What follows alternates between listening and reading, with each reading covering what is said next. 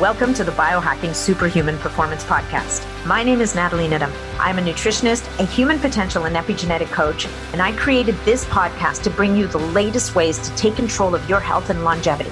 We cover it all, from new technology to ancestral health practices, personalized interventions, and a very special interest of mine, peptides. Enjoy the show.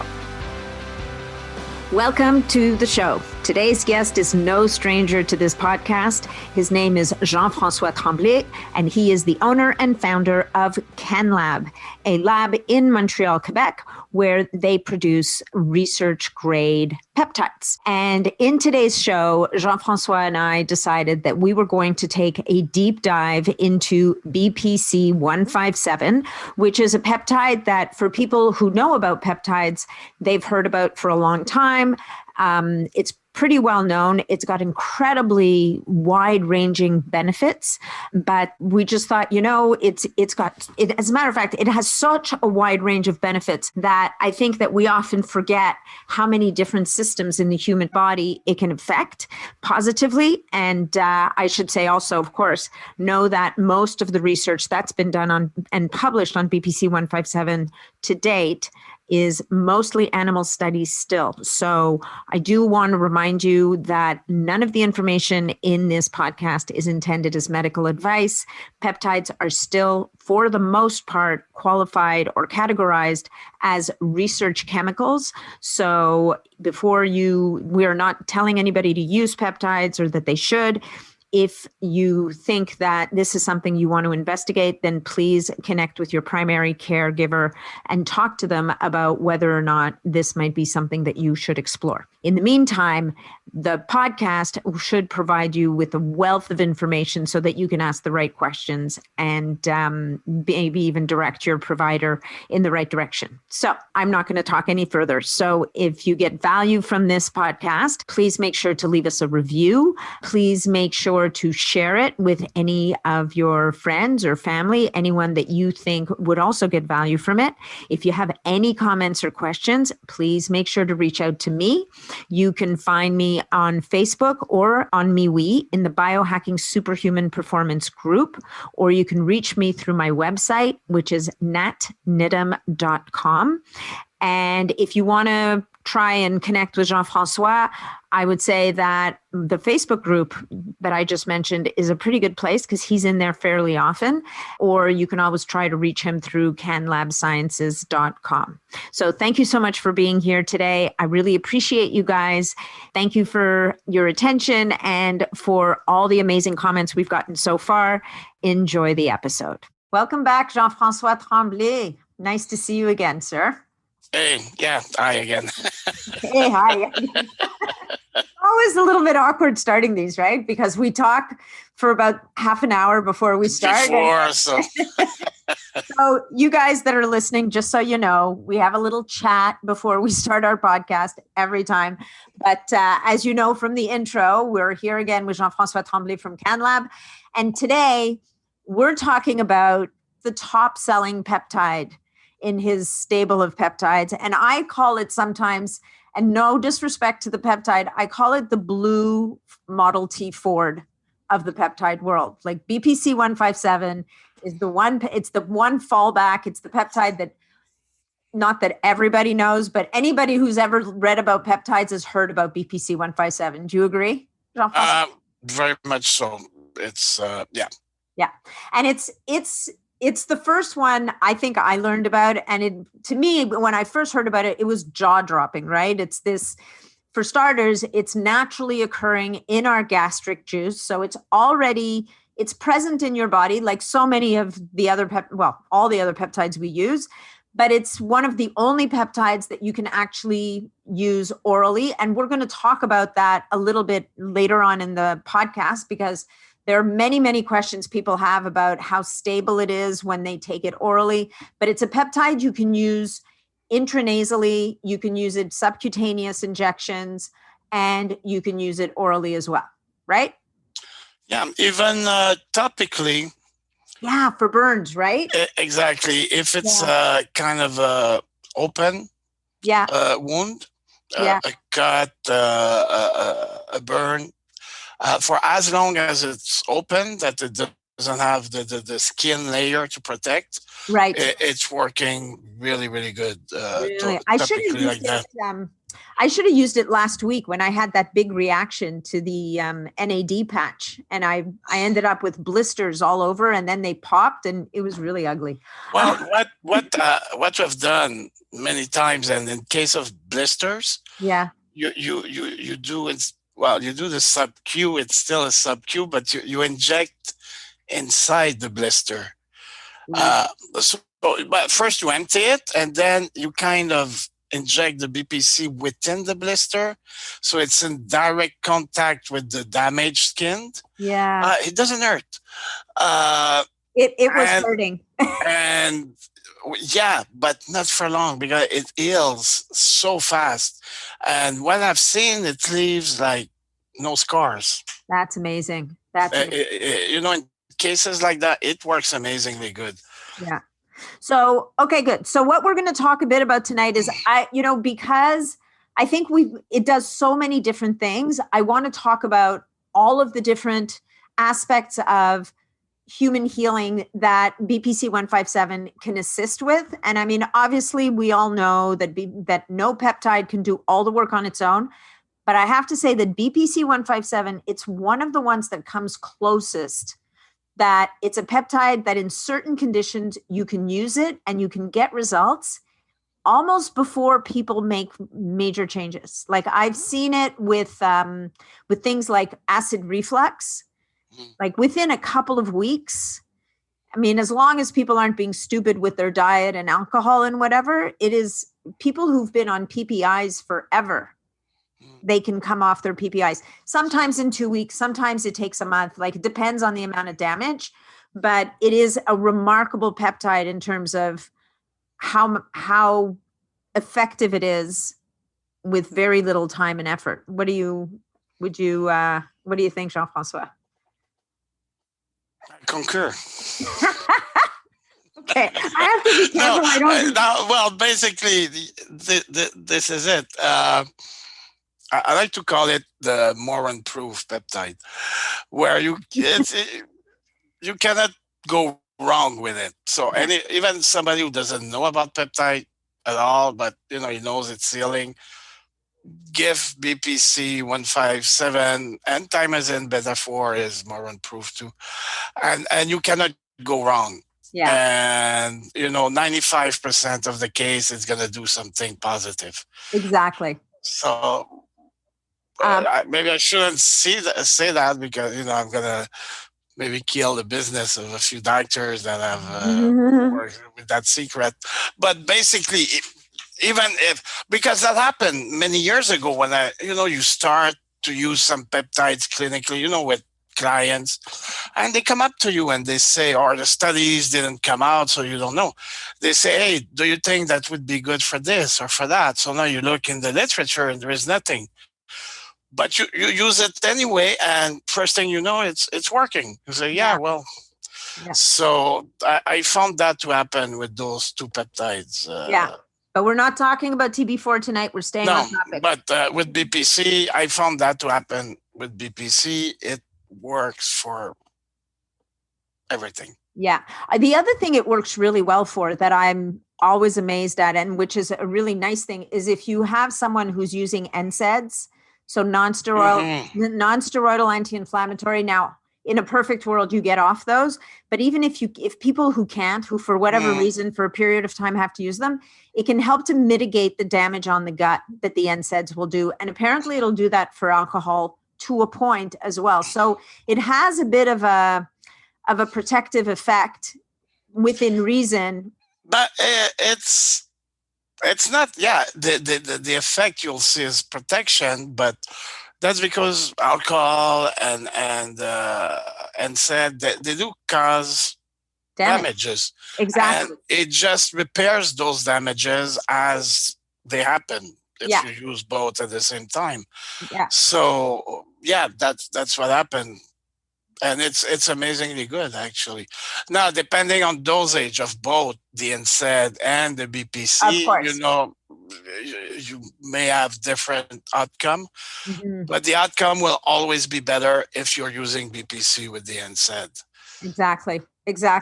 The other thing so that's and also for people with ulcers, it's helpful with the gastric ulcers as well. Yeah, Yes? and sometime very fast. Mm-hmm. Yeah. Yeah, no, everything. I know.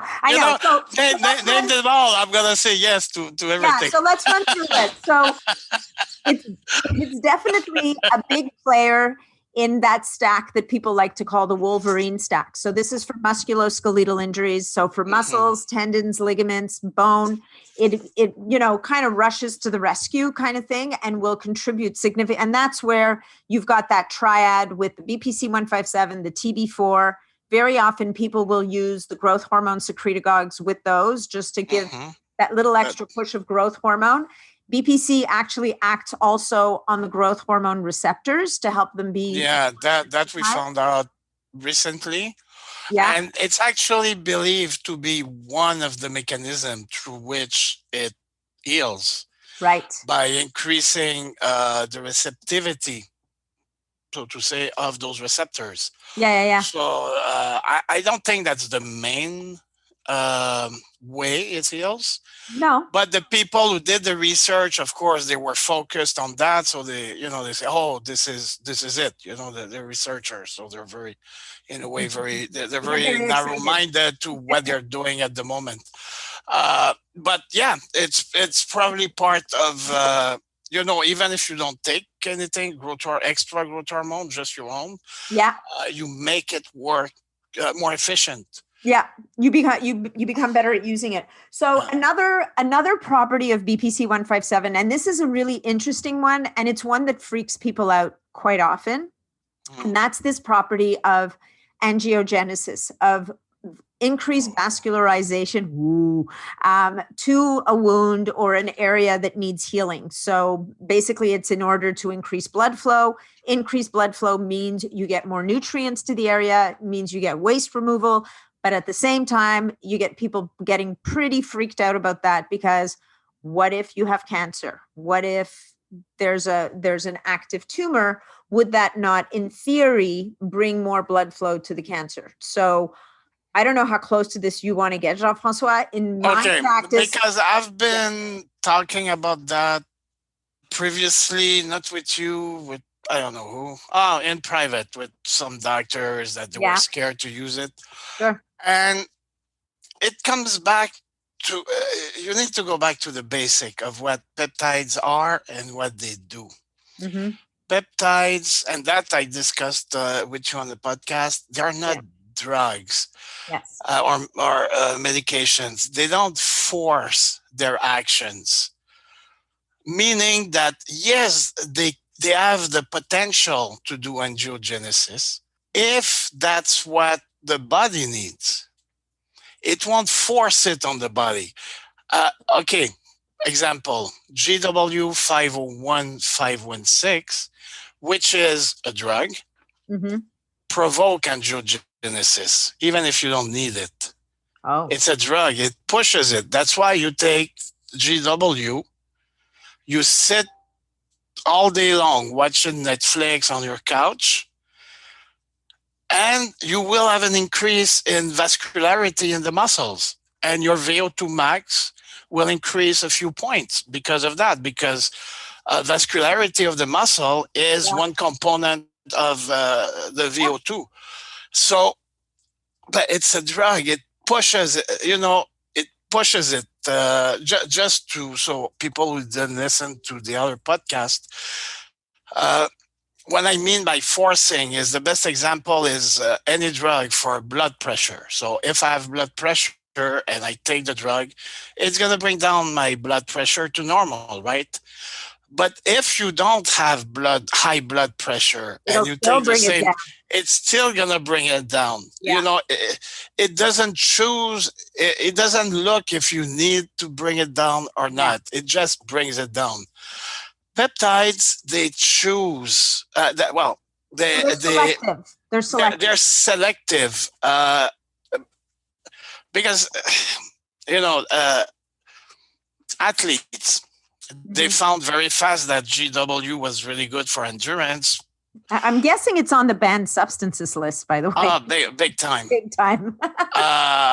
But like if BPC157 was forcing that angiogenesis activity, that you take it and it provokes it, then a long time ago, every athlete on the surface of this planet would be using it for that purpose. Right. Well, now, probably they try. They say, hey, it provokes angiogenesis, let's try. And no, it doesn't happen.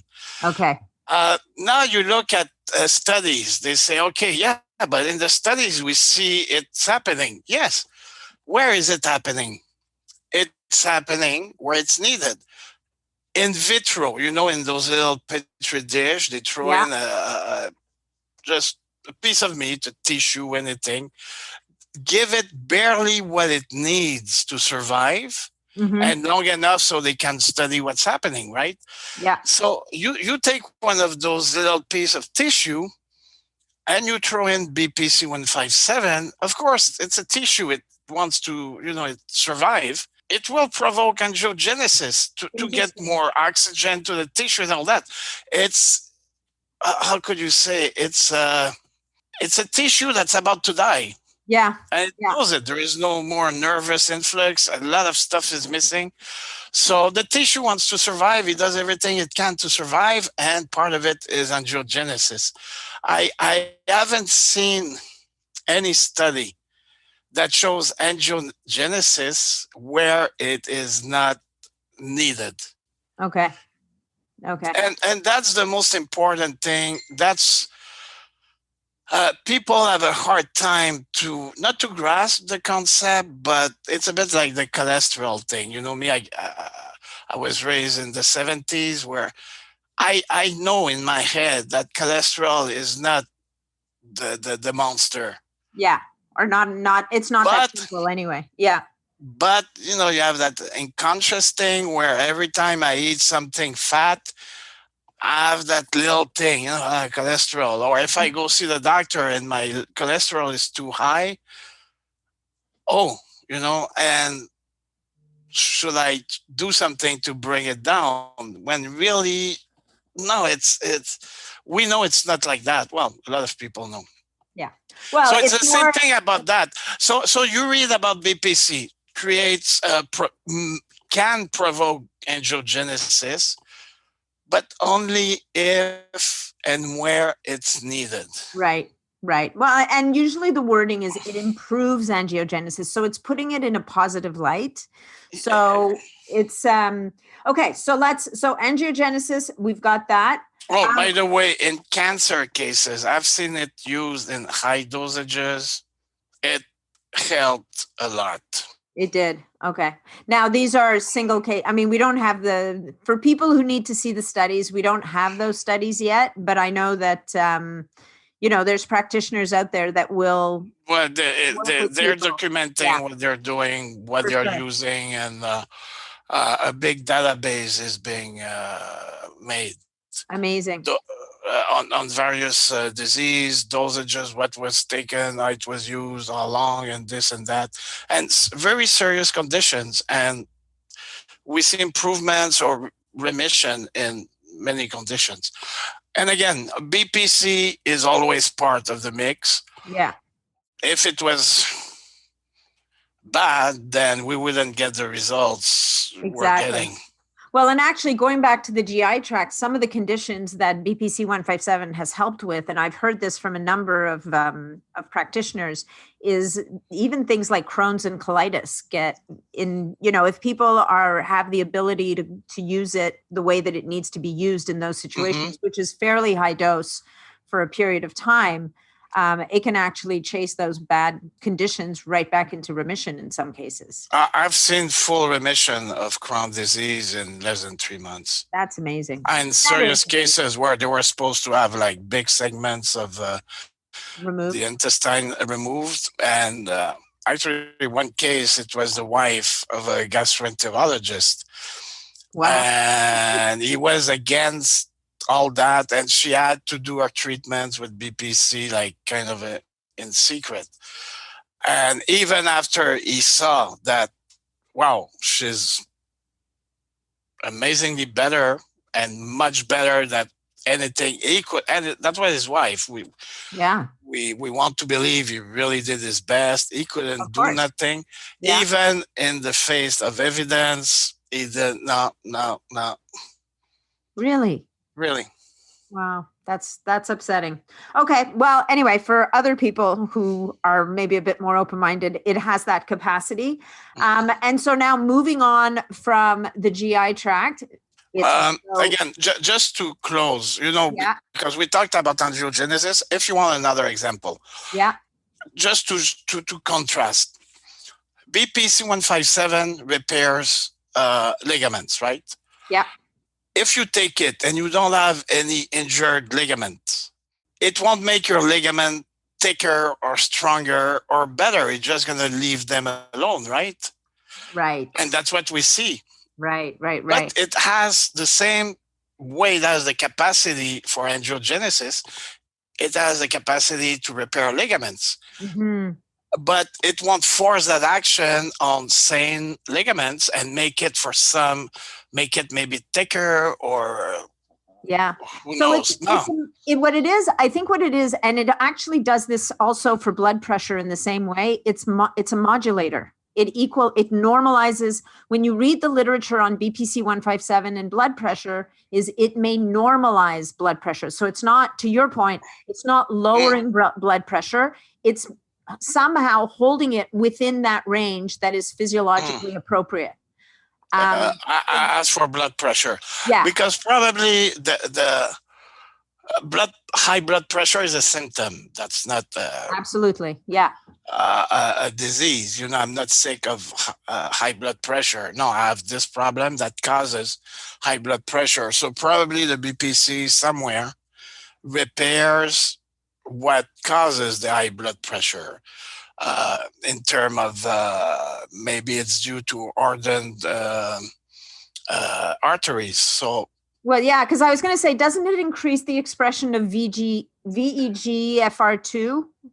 which is plus it increases nitric oxide and nitric oxide. So both of those are going to help with the blood vessels.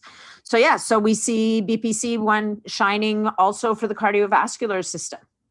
And then on the other front, and then in the brain, right? It influences serotonergic, dopaminergic, opioid, and GABAergic systems. Mm-hmm. So now, having said that, I should say that and I see this in the group fairly, not regularly, but every once in a while you come across someone that uses BPC157, and for them, it does not work for their brain.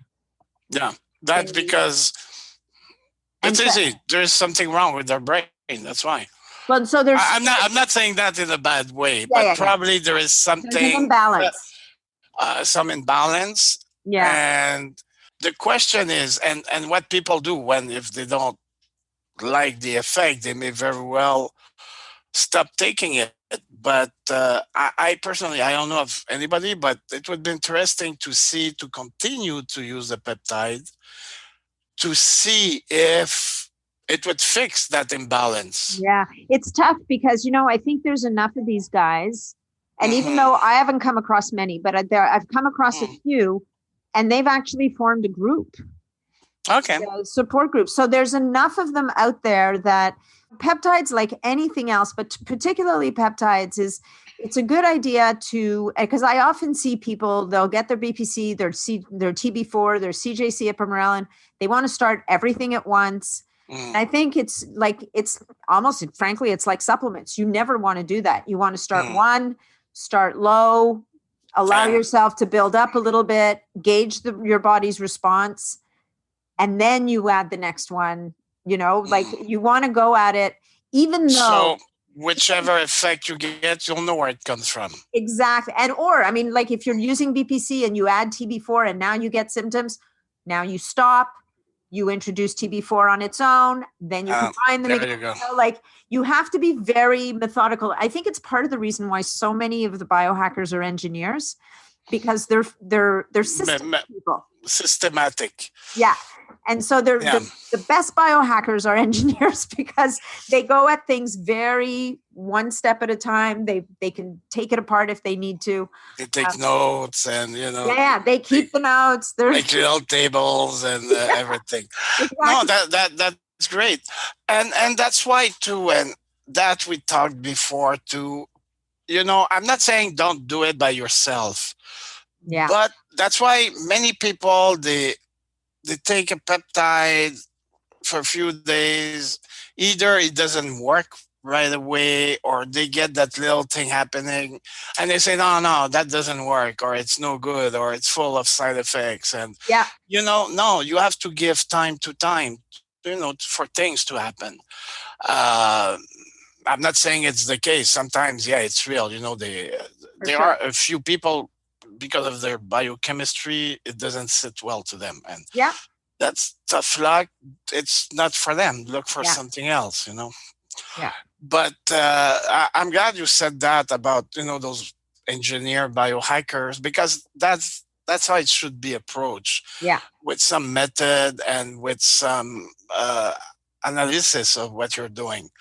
So you get a much better understanding of the compound and of yourself. Yeah. And of course, working with a coach or a guide or a doctor, like a practitioner who has some experience on the other side, that can slow you down and guide you a little bit, I think it's also, you've got people who can do it for themselves, but I think most people, even a little bit of guidance goes a long way, because even understanding what your history is, what your underlying conditions are, can give a lot of information.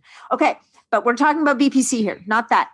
Now, in the brain also, I get so excited about BPC. It's ridiculous. So regenerating nerves, right? Yep. So, it's not, it's not necessarily, it's not the main action of BPC157, and yet it has this ability to help nerves to regenerate. And specifically, nerves, where are they? They're your brain. Your brain's the biggest mass of nerves that you have in your system, right?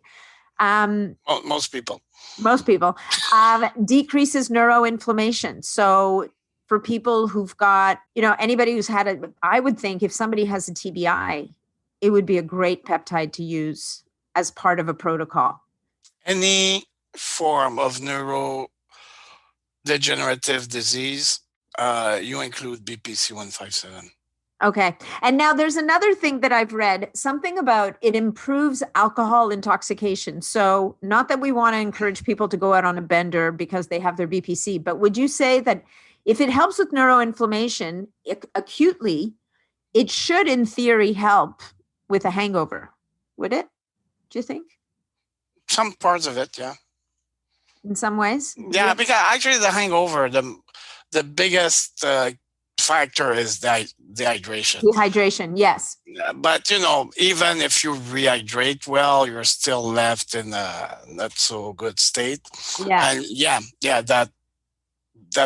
And there has been reports of people taking a shot of BPC in the morning after. Yeah. And getting out of the hangover very fast. Interesting. See, I don't have hangovers anymore. Maybe one of these days I'll have to go on a bender just to test it out. I'm taking note of your suggestion. My suggestion. Okay, great. Now you had once told me that it may also help with the kidneys. Yeah, I was drunk at the time. No, you were not. No, it does. Listen, everything. And yes, I've seen cases of people that had kidney malfunction, kidney diseases. It improves it. Oh, well, it makes, again, I know we talk TB4 and BPC together. The two of them together. Yeah. It repairs as it does for the liver, and actually for any of the organs. It's documented for the heart, for the lung, for the liver. It just basically we just need one group of researchers do it with the kidneys. Oh, there is one study that was done on kidneys actually, and yeah, they showed that it's good. It was supportive for the kidneys. Yeah. Okay. Yeah. So now we know that pretty much head to toe, BPC157 is going to bring some benefit to many, many conditions. So now let's talk about one of the topics that's been very hot in the groups. That's about the stability of BPC157. I mean, people are always very concerned about stability. I think you published some very interesting data about stability of peptides in general, in terms of once they're reconstituted, how long they'll last in the fridge, that kind of stuff. But well, what we did is pick the two that were believed to be the most unstable. Right, thymosin alpha 1 and MOTC. Yeah. And we showed that those two up to actually with I published, in the group after 3 weeks, but we have the data up to 4 weeks, and it keeps, I was just eager to come up with the information. Right. It's those two who are believed to be amazingly stable, unstable, showed to be very stable. So, and we didn't test the ones that we know are stable, but I can assure you, if they're more stable than those who were believed. So, if thymosin alpha 1 lost maybe 1% of potency, TB4 maybe 0.5%. Yeah, like they're amazingly stable. Versus, again, there are peptides that are used in cancer research at UQAM. I'm not there anymore, but I get reports, and where it's so unstable. Actually, when they inject it to the mice, they have to have the mice next to the filtering, the last, and to inject it right away. Because if the mice is at the other side of the room, by the time they bring the syringe to the mice, the peptide degraded already. Really? Like, they have to be very amazing, like right away. So, of course, there's research that will never reach the market, but it opens the door to new lines of investigation. Those peptides, that most of the peptides we're talking about in this group, in general, that are used, they're all very stable. And again, if they lose something, they lose a bit of their percentage of purity, but that's just free amino acids or little smaller peptides broken down. It's nothing to worry about. And again, what I said many times before, it's not milk. It doesn't turn bad. Right. And that's not the same thing as if you get a peptide from God knows where. Yeah. And you get it with, let's say, 1% impurity. I'll post pictures, because a couple of years ago, I bought, just for analysis, we bought thymosin beta-4, GHK, and maybe one or two other peptides, just to see what was coming out from China. And the HPLC, actually, it was better than ours. Wow. I mean, it was, 99.1. But what spooked us, and that's why I'll put up the pictures, is that our is crystal white. The Chinese one was kind of yellowish. So that yellowish, not like a deep brown, but when you look one next to the other, you say, oh, that's not due to the peptide, that's due to that 1% impurity. And then if it gives colors to 99% of the rest of the mass, that means, I don't know what it is, but that's not broken down peptide. It's something that's not supposed to be there. Right. And I've been meaning to I just need to take them out of the freezer, and I'll show you. It's pretty surprising. Interesting. Okay. All right. Well, that's good to know. So now let's move on to the stability, though, of BPC157 by itself. And what we're talking about here, we're not talking about the stability of BPC157 once it's reconstituted in the vial, which we just said it would be reasonably stable. It would last easily for a month. I think it would probably last in the a month and a half. fridge. Oh yeah. Keep it in the dark in the fridge. It'll last. But what we're talking about here is how fast does it break down when we ingest it? And so this is not orally. Exactly. So this is not for the sub-Q injection. Sub-Q, it's a non-event. And I think even, what about intranasal? Like, that's also good because it's crossing the mucosal barrier. It's not going through digestion, so it's going to get there. Yeah, some is absorbed because, there is a lot of, the same way cocaine is absorbed. There is a lot of blood capillaries, and it just goes. It doesn't go to the brain. When you take cocaine through the nose, it doesn't go to your brain. It goes in your bloodstream. Exactly. And then it goes around to go to your brain. Okay. So it's the same thing with that because of the capillaries and that it crosses easier. Most peptides do, even like Cmax, C-line, I think that you have 80% absorption nasally. Yeah. It depends if the peptide is hydrophobe or hydrophile. So the more hydrophile it is, the easier it's gonna cross. Does the size of the peptide matter? Like how many Daltons? Because I remember you telling me if something's over 400 Daltons, it's not going to really cross the skin barrier. Like it won't be absorbed. No. Yeah. No, I think that was Carl Honore who mentioned something about that. And that was with the MSO. Okay. But the number I have, the MSO actually works with compounds up to 1,000 Dalton. And I see. Okay. I think like testosterone and anabolic steroids, they're around 800 Daltons. Right. And you mix it with the MSO and it does cross the skin. That's what he was referring to. I see. Okay. So back to our BPC. So if we're going to take it orally, you have a couple of options. One is sublingual. Again, you're going to for the same reason, right into the bloodstream. Exactly. But if we're doing gut healing, there is value. I mean, sub-Q will always work, but there's some value in ingesting it orally so that it physically comes in contact with the tissues. Yes, as I mentioned for a burn, for example, Exactly. You could inject, but if it's an open wound, it's going to work only there. On contact. Yeah. Exactly. So now there's all questions. Because, there has been, and I understand, to shoot yourself all the time, it's bothering. 1 week, 2 weeks, but eventually it's like, oh no, not again. You feel like and yeah.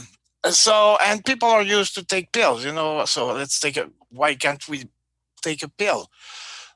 Well, it turns out that BPC157 has been shown to be per se, the acetate version, not even the stable Diagen version, is absorbable. Well, it is produced. Well, it's the BPC protein that is produced by the lining of the stomach.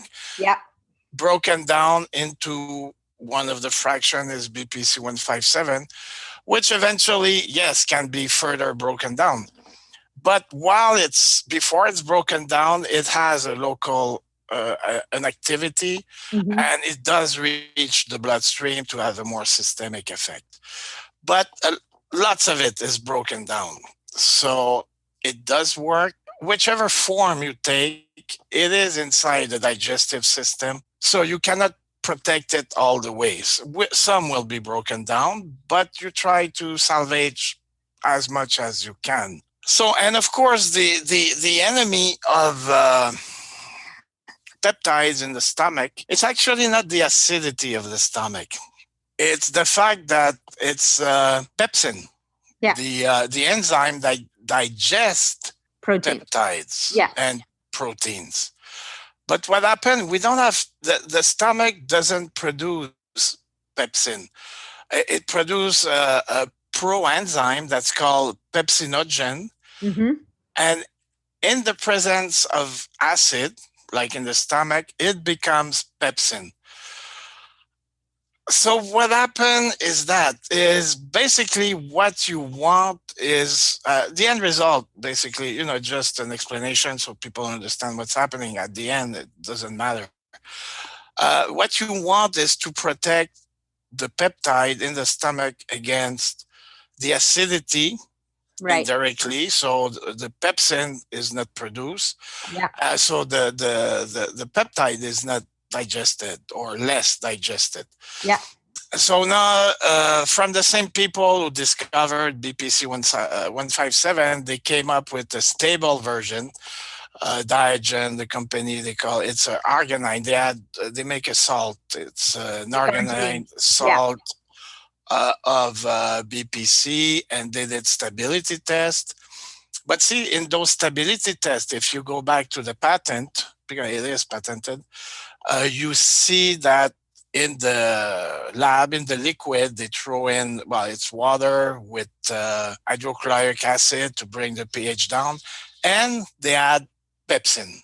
Okay. So the peptide doesn't degrade because of the acidity, it degrades because of the pepsin. So if you can find a way to eliminate as much as you can the pepsin, then you're cool. The peptide won't degrade so much. Yeah. And then you're going to ask me, how can I do that? Well, it has been done for the longest time. You take an antacid. Yeah. Yeah. Tums, whatever. Yeah, or we were talking about the other day. Actually, that was your idea. Yeah. I was inclined on Tums.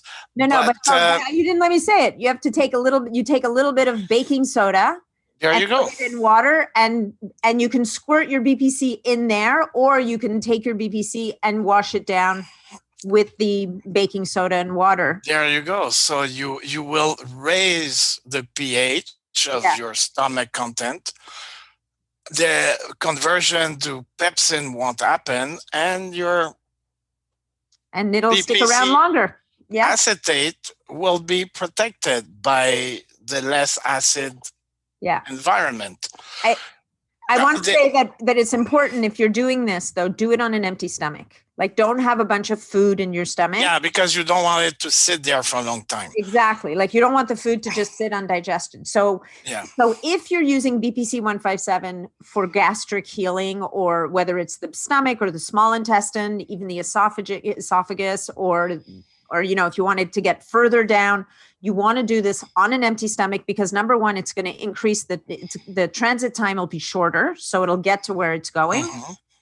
And if you do it with the antacid, whether it's the Tums, as Jean-Francois is saying, or with baking soda, then it's almost like you're protecting it on its journey down, kind of thing. And it works. If somehow you got the stable version. Yeah. The arginine salt. You can still do that because it is more stable, but it's not 100%. So you will increase even further the stability of that form.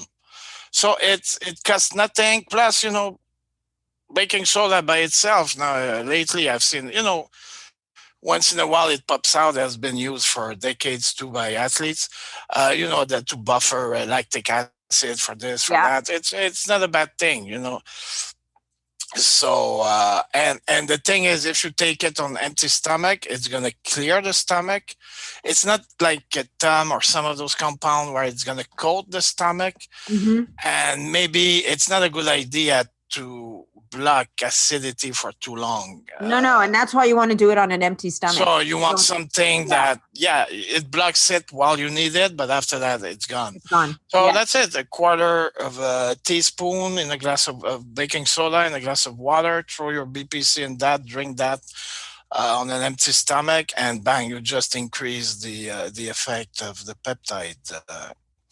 We will do some stability test on that too. Amazing. Great. So we will.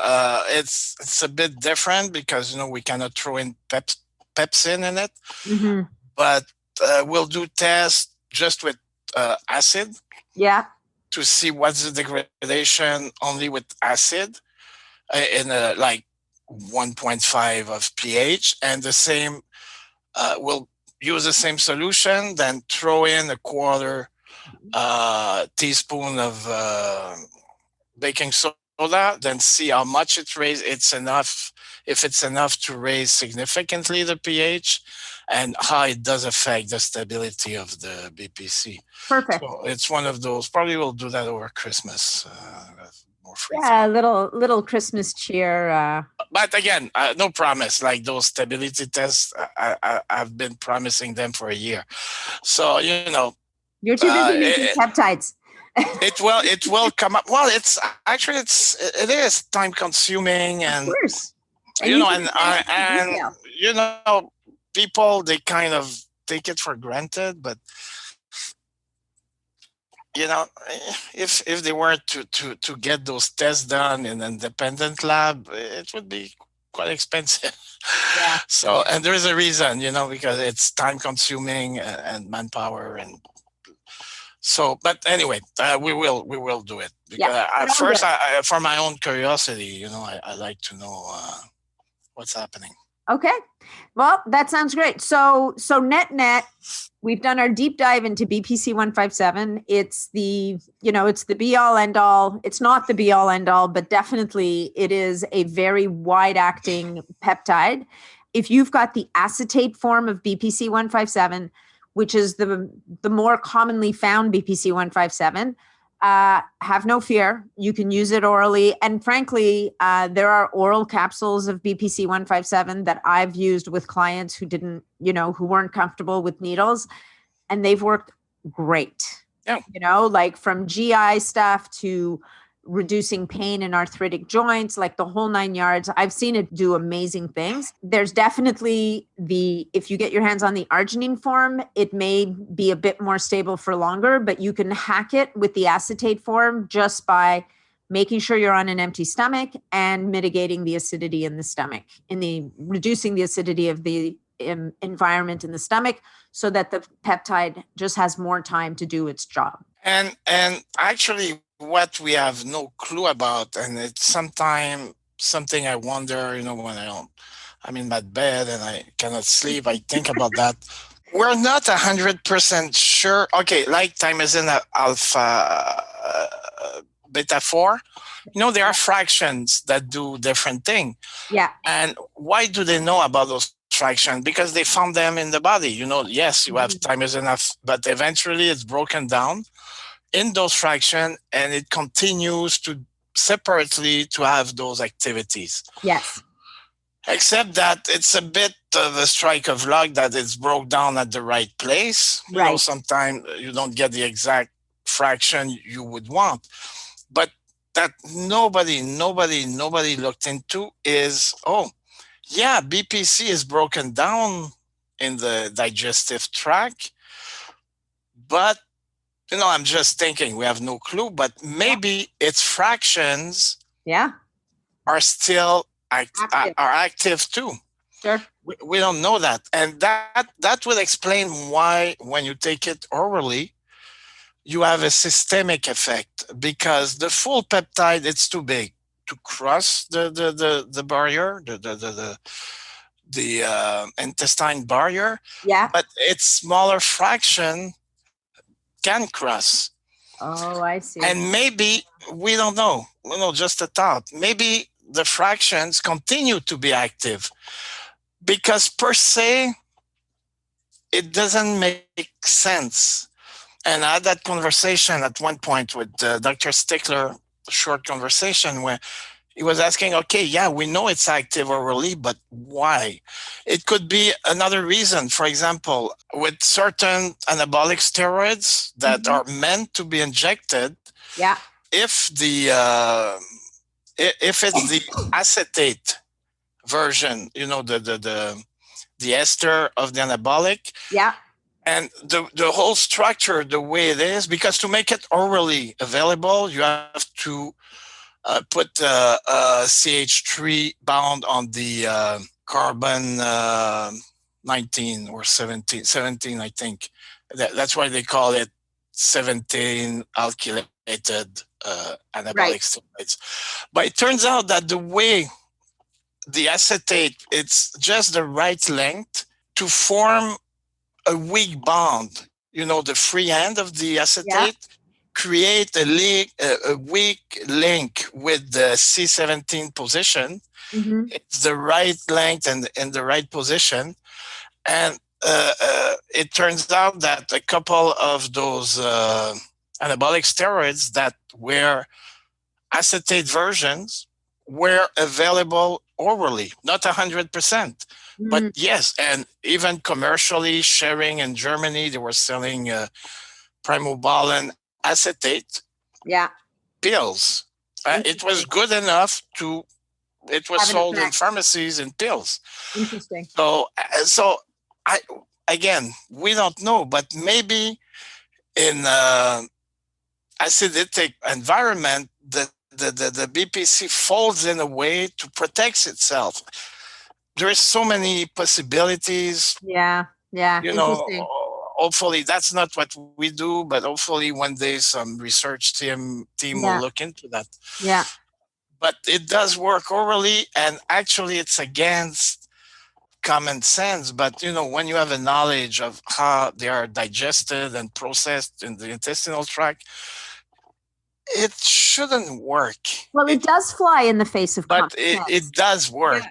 No, I know it does. I mean, it does fly in the face of common sense, because in a way, there shouldn't be a reason why you can use one orally and you can't use the other one. Exactly. You know, and that's there's something about this peptide that it's adapted to the GI, to the environment of the stomach, because that's essentially where it exists in the first place. So it kind of makes sense, right? Yeah, we don't know why, but it resists more than we would predict. Okay. To the digestive tract. Cool. Yeah. All right. Well, we've covered it. I think I think the main, not everything it does, but at least those. A lot of them.